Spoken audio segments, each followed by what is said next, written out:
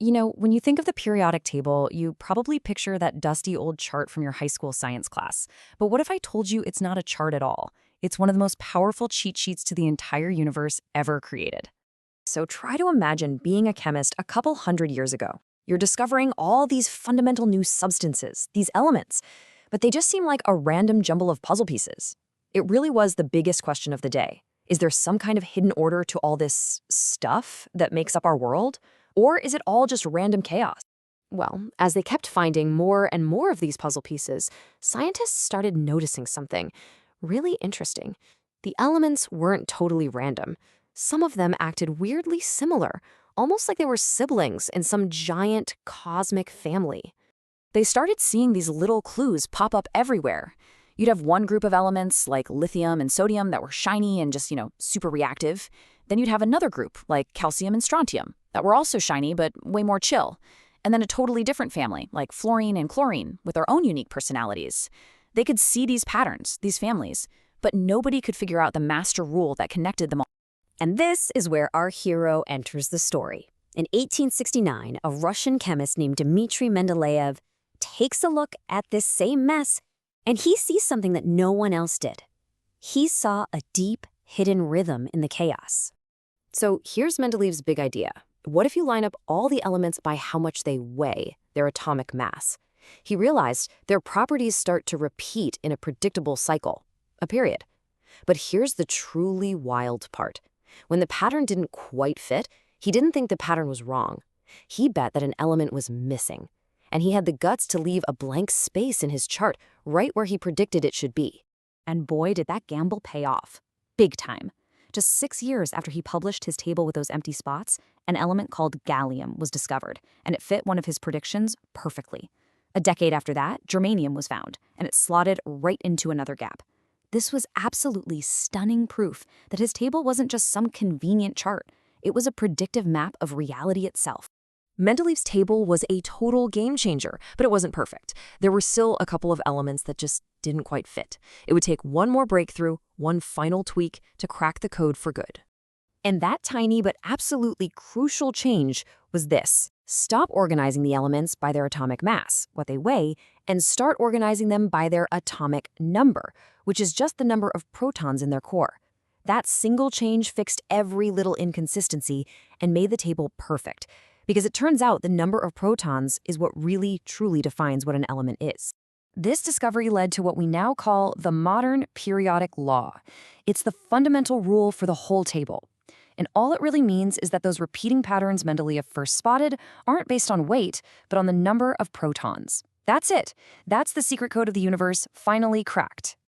Okay, so now we have the finished map, the complete code. How do we actually read it? Well, the table organizes everything into these really distinct neighborhoods based on who's like who. At the highest level, you've got 3 main zones. Way over on the left and smack in the middle, you've got your metals. These are the shiny, bendable elements that are great at conducting electricity. Then, over on the upper right, you have the nonmetals, which are often kind of dull and are terrible conductors. And then, walking the line right between them, you have the metalloids, which have this fascinating mix of properties from both sides. Now, those vertical columns are called groups, and you can really just think of them as families.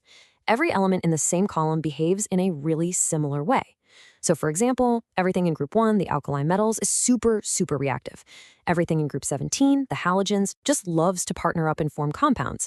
And all the way over in group 18, the noble gases, well, they're the famously aloof family that keeps to themselves. So why does any of this matter? I mean, it's a beautiful piece of science, for sure. But it turns out understanding these family patterns, the fact that elements in the same column act like siblings, led directly to a revolution in medicine that saves lives. So, in the middle of the 20th century, 2 researchers, Gertrude Elion and George Hitchens, had this brilliant idea. They looked at the periodic table and realized they could use its predictive power, that family resemblance thing, to design brand new drugs from scratch. This quote just nails their entire strategy.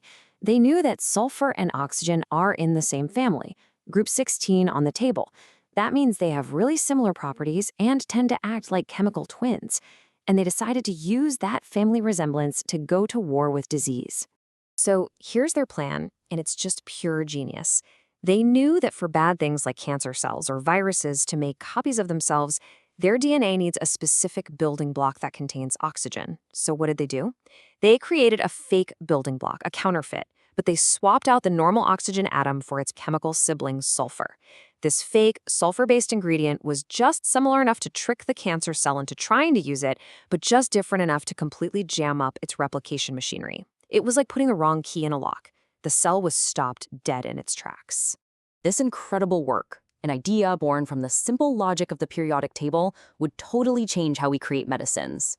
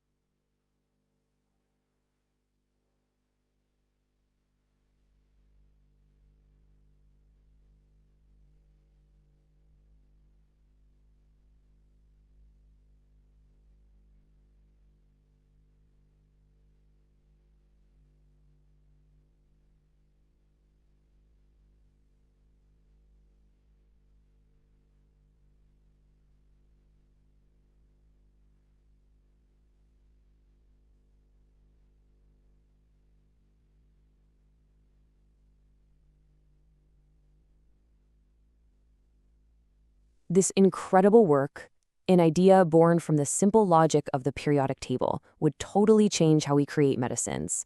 And in one particular year, they were awarded the Nobel Prize in Medicine. It was the ultimate confirmation that understanding the fundamental patterns of our universe could have profound, life-altering results. So this whole story, which started with a bunch of chemists just trying to organize a mess of elements, ends with a method that produced critical treatments for leukemia and herpes and laid the groundwork for so many of the medicines we depend on today. It's just incredible. And that brings us to right now, because this story isn't over. The periodic table isn't a finished document. Scientists are still smashing atoms together, creating new, super heavy elements that only exist for a fraction of a second, pushing the boundaries of the map further and further. Which just makes you wonder, right? What other patterns, what other life-saving secrets are still waiting to be discovered in that code?